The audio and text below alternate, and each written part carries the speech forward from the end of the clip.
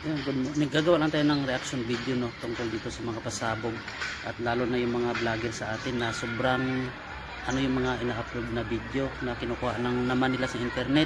So dito ako matagal na dito since 2002. So nung gira din ng 2006 mas yun ang mas malala, pero ito normal lang yan. Kaya huwag kayong masyado magpanik sa mga ina-upload ng mga vlogger sa atin ngayon.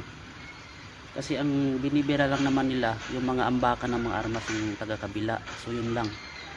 So huwag masyado magpaniwala sa mga vlogger sa atin na nag-upload ng mga video na yung over na gawa ng reaction video. Sa internet na lang naman nila kinukuha yung video.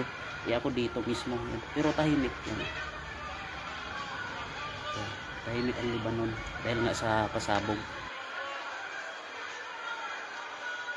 Okay, so yun lang yung reaction video ko na ginawa. Kasi kagaya kanina, bago mag alas 8, nagpasabog ng isa. Tapos nung 8:05 ata, malaking pasabog. So paano naman kami yung dito sa kabilang side na hindi apektado na sa part ng mga Christian? Doon lang naman sa kabila yung magulo.